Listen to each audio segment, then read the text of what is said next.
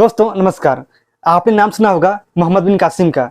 आपने भी सुना होगा कि मोहम्मद बिन कासिम एक 17 साल का लड़का था, लेकिन वह भारत में विजय होते जा रहा था। यानी कि वह जिस क्षेत्र की ओर बढ़ रहा था उसमें वह विजय हो रहा था, यानी कि उसकी जीत हो रही थी। लेकिन ऐसा पॉसिबल कैसे हुआ? एक 17 साल का लड़का भारत में आक्रमण क्यों किया? अगर उसने आक्रमण किया तो भारत में जीतने में सफल क्यों हो रहा था? इसके बारे में बात करेंगे इस वीडियो में। अगर आपको इसके बारे में जानना है, आप इस कहानी को समझना चाहते हैं, तो इस वीडियो को पूरा देखना और आप समझने का प्रयास करना। तो आप यहाँ पर देखिए, ये है वह लड़का जिसका नाम था मोहम्मद बिन कासिम। यह केवल 17 साल का लड़का था और इसी ने भारत में आक्रमण किया था। इसने एक एक करके बहुत सारे किलों को अपने कब्जे में ले लिया था। लेकिन ऐसा पॉसिबल कैसे हुआ, इसके बारे में बात करेंगे। लेकिन उसके पहले यहाँ पर ये समझते हैं कि इसका मेन रीजन क्या था, यानी कि आक्रमण करने का सबसे बड़ा कारण क्या था। तो यहाँ पर देखिए, खलीफा के पूर्वी प्रांत के एक सूबेदार हुआ करते थे जिसका नाम था हज्जाज। हज्जाज एक सूबेदार था और इस सूबेदार को यानी कि हज्जाज को लंका के राजा ने उपहार के रूप में कुछ पैसे भेजे थे। उसके अलावा वैसी कन्याओं को भेजा था जिनके पिता की मृत्यु लंका में हो गई थी। लेकिन बीच रास्ते में होता क्या है कि समुद्री लुटेरों ने जो भी कन्याएं थी या फिर जितने भी धन दौलत थे उन सभी को लूट लेते हैं, जिसकी वजह से इस सूबेदार के पास यानी कि हज्जाज के पास वह उपहार नहीं पहुंच पाता है। इससे कहाँ लूटा जाता है इसके बारे में उन्हें आइडिया लग जाता है, क्योंकि बीच में पड़ता है सिंध। तो सिंध वाले जितने भी क्षेत्र था, जो समुद्री क्षेत्र था, वहां के लुटेरों ने उसे लूटा था। जो क्षेत्र था सिंध, वह सिंध आता था एक राजा के अंडर जिसका नाम था राजा दाहिर। राजा दाहिर को जब यह सूचना मिलती है उस लंका के राजा के द्वारा कि आपके क्षेत्र में लूटपाट हुआ है, कुछ समुद्री लुटेरों ने हमारे उपहार को लूट लिया है, तो आप क्या कीजिए, आप पता लगाइए, पता लगा करके आप उसे वापस अपने कब्जे में लेकर के हमें सौंप दीजिए। लेकिन राजा दाहिर उनकी बातों को नकार देते हैं। वे साफ मना कर देते हैं कि हम ऐसा कुछ नहीं करने वाले हैं। जो भी आप हमें सूचनाएं दे रहे हैं, आप जो भी हमें आदेश देंगे, हम उसका पालन नहीं करेंगे। आपको जो करना है कर सकते हैं। जब दाहिर ने ऐसा कहा, उसके बाद सूबेदार ने यानी कि हज्जाज ने कुछ योजना बनाई। किसके लिए? युद्ध करने के लिए। इन्होंने सबसे पहले एक व्यक्ति को जिसका नाम था अब्दुल्ला नाम के एक व्यक्ति को अपने पास बुलाया और कहा कि तुम जाओ और राजा दाहिर के साथ युद्ध करो। तो अब्दुल्ला आता है अपनी सेना के साथ और राजा दाहिर के साथ में युद्ध करता है। लेकिन अब्दुल्ला उस युद्ध में पराजित होता है और मारा भी जाता है। इसका मतलब क्या हुआ? इसका मतलब यह हुआ कि अगर हार होती है अब्दुल्ला की, तो इनडायरेक्टली हज्जाज की भी हार हो जाती है, यानी कि हज्जाज भी पराजित होता है। लेकिन उसके बाद भी हज्जाज चुप नहीं बैठता है। हज्जाज फिर से एक व्यक्ति को बुलाता है और उसे आक्रमण करने के लिए भेजता है दाहिर के खिलाफ। उस व्यक्ति का नाम था मोहम्मद बिन कासिम। और वही मोहम्मद बिन कासिम भारत में आक्रमण करने के लिए आता है और एक एक करके बहुत सारे किलों को अपने कब्जे में ले लेता है। तो उसके बारे में अगर हम बात करते हैं तो सबसे पहले वह कुछ रणनीतियां बनाता है, जैसे कि अपने सेना के अंदर 6000 सीरियन घुड़सवारों को शामिल करता है। इसके अलावा 3000 ऊँटों को शामिल करता है। उसके बाद मकरान के रास्ते भारत में प्रवेश करता है और सबसे पहले आक्रमण करता है एक किला के ऊपर, जिस किला का नाम था देवल किला।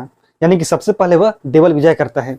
देवल विजय करता है तो उसमें क्या घटनाएं घटती है, अगर हम उसके बारे में बात करते हैं तो उस समय मोहम्मद बिन कासिम को मारने के लिए यानी कि उसे हराने के लिए राजा दाहिर एक बहुत बड़ी युद्ध की तैयारी कर रहा था। वह सोच रहा था कि हम एक ऐसा युद्ध करेंगे जिस युद्ध में मोहम्मद बिन कासिम को मार देंगे और वहीं से उसकी कहानी खत्म हो जाएगी। लेकिन वह उधर तैयारी कर ही रहा था कि बीच में कासिम अटैक कर देता है। जब कासिम अटैक करता है तो उस किला की रक्षा करने वाला कोई था ही नहीं। ऐसा बताया जाता है कि लगभग 4000 राजपूतों ने उस किला की रक्षा की, लेकिन लंबे समय तक वे उस किला की रक्षा नहीं कर सके, जिसकी वजह से वह किला अंतिम रूप में कासिम के कब्जे में चला गया। लेकिन कासिम वहां पर रुकता नहीं है, कासिम आगे बढ़ता है। एक किला था जिसका नाम था निरुल किला। वहां पर राजा दाहिर का एक पुत्र था जिसका नाम था जय सिंह। लेकिन उस जय सिंह को वहां पर उस किला की रक्षा करना चाहिए थी, लेकिन राजा दाहिर उससे आदेश देता है तुम वहां से भाग जाओ। क्यों भाग जाओ? क्योंकि वहां पर कासिम जा रहा है अटैक करने के लिए, जिसकी वजह से वहां से भाग गया जय सिंह। लेकिन यहाँ पर इस किला की रक्षा करने वाला कोई बचता ही नहीं है। वहां पर कुछ पृष्ठ थे यानी कि पुजारी थे। पुजारी केवल पूजा पाठ करते हैं, ना ही उन्हें युद्ध करने आता है, ना ही लड़ने आता है। तो कैसे वे किसी भी किला की रक्षा कर सकते थे? सोचने वाली बात है। पुजारियों ने बिना युद्ध किए उस किला को किसके हाथों में दे दिया? तो कासिम के। यानी कासिम बिना युद्ध किए नीरव किले को अपने कब्जे में ले लेता है। लेकिन उसके बाद क्या होता है, जो सिंधु नदी था उस नदी में तूफान आता है। तूफान इतना भयानक आता है, जो हजाज था यानी कि सूबेदार, वह किसी प्रकार की कोई सैन्य सहायता नहीं कर पाता है। जो कासिम की सेना थी उनकी सेना बीमार पड़ने लगती है, लेकिन उसके लिए औषधियों की भी व्यवस्था नहीं होती है। क्यों? क्योंकि सिंधु नदी में बाढ़ आ जाता है, तूफान आता है। तूफान लंबे समय तक रहता है, लगभग 6 महीने तक कासिम अपने सेना के साथ वहां पर बैठा रहा, लेकिन उसमें दाहिर उनके ऊपर कोई अटैक नहीं करता है। अटैक नहीं करता है, एक सबसे बड़ी गलती मानी जाती है। अगर उसमें अटैक किया होता तो कासिम आगे नहीं बढ़ सकता था, वहां पर उसकी हार निश्चित हो जाती है, क्योंकि उसकी सेना कमजोर हो गई थी, ना खाने पीने की चीजें थी, जिसकी वजह से उन्हें हराना उसमें बहुत ही आसान था।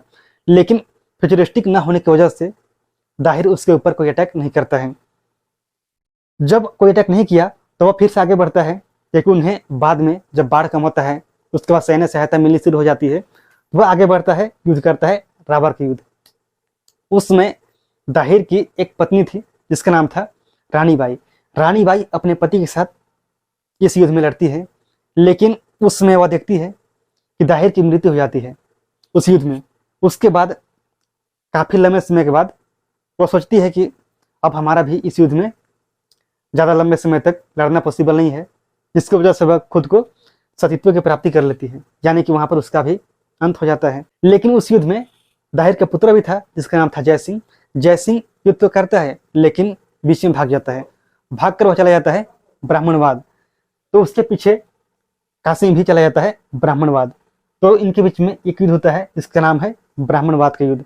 ब्राह्मणवाद के युद्ध में होता क्या है, इसमें जय सिंह तो युद्ध करता है कासिम के साथ, लेकिन उसमें भी वह भाग जाता है, यानी कि वह हमेशा भागते रहता है। भागकर वह कहाँ चला जाता है? भागकर चला जाता है चित्तूर। उसके बाद इस युद्ध में फिर से जीत हो जाती है कासिम की। इस युद्ध को जीतने के बाद कासिम क्या करता है, राजा दाहिर की एक पत्नी थी जिसका नाम था रानी बाई, और दूसरी पत्नी थी उसका नाम था लाडी।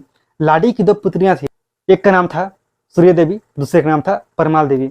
उन दोनों को बंदी बना करके वो भेजता है किसके पास? तो हज्जाज के पास, क्योंकि वह ऐसा ही काम कर रहा था। वह जिस भी किले को जीतता या फिर जहां भी लूटपाट करता तो उसका 5वां हिस्सा भेजता था हज्जाज के पास। तो ऐसा ही काम किया था ब्राह्मणवाद के युद्ध के बाद। उसके बाद वह आगे फिर से बढ़ता है मुल्तान विजय करने के लिए, जो कि एक अवैध किला था। मुल्तान का जो किला था एक अवैध किला था, यानी कि उसके बारे में जो गुप्त जानकारियां थी वह किसी को पता नहीं था। लेकिन एक देशद्रोही था जिसने बता दिया था कासिम को कि वह किला है, उस किले के अंदर कैसे पानी जाता है, पानी की सप्लाई कहाँ से होती है, अगर आप उसे बंद कर देंगे तो वहाँ पानी की किल्लत होगी, जिसकी वजह से सारे लोग बाहर निकलने लगेंगे और आप उन पर अटैक कर सकते हो। ऐसा ही हुआ था उसमें 713 ईस्वी में, तो जिसकी वजह से इस किला को भी अपने कब्जे में लेना आसान हो गया था कासिम के लिए। ऐसा ही हुआ, लेकिन इस किला को जीतने के बाद कासिम आगे नहीं बढ़ पाता है, यानी कि यह अरबों की सबसे अंतिम विजय होती है। कौन सा विजय? मुल्तान विजय। इस प्रकार से कासिम विजय प्राप्त कर रहा था। अगर उस समय भारतीय शासक अच्छे से रणनीति बना करके कासिम के खिलाफ युद्ध करते तो कासिम को हराया जा सकता था, लेकिन उन्होंने ऐसा नहीं किया। अगर हम बात करते हैं कासिम के बारे में, तो कासिम ने एक कर लगाया था, उस कर का नाम था जजिया कर। जजिया कर को लगाने वाला सबसे पहला व्यक्ति था मोहम्मद बिन कासिम। यह एक गैर धार्मिक कर था, यानी कि जो नॉन मुस्लिम थे उन लोगों से यह कर लिया जाता था। जो लोग इस्लाम कबूल कर लिए थे उन्हें इस कर से छूट मिला था, लेकिन जो लोग इस्लाम कबूल नहीं कर रहे थे उन्हें इस कर को देना पड़ता था। और कासिम ने 17 वर्ष से अधिक उम्र वाले लोगों को इस्लाम धर्म कबूल करवाया। जिन लोगों ने कबूल किया अच्छी बात थी, जिन लोगों ने कबूल नहीं किया उनकी हत्या करवा देता था। ऐसा था मोहम्मद बिन कासिम। लेकिन जो ब्राह्मण थे, जो बूढ़े थे, जो लोग विकलांग थे, जो लोग बच्चे थे, उन सभी को इस कर से मुक्ति मिली थी, यानी कि उन्हें इस कर से छूट मिला था। उन्हें इस कर को नहीं देना था, लेकिन बाकी लोगों को कर देना ही पड़ता था। इसके बाद बहुत सारे शासक हुए जिन्होंने इस कर को लागू किया था। आपको पता होगा, अगर आपने इतिहास पढ़ा है तो, और नहीं पढ़ा है तो आप उसके बारे में जानेंगे। आपको यह वीडियो कैसी लगी है कमेंट कीजिएगा। अगर आपको ऐसी और कहानी जानना है तो आप चैनल को सब्सक्राइब भी कर लेंगे।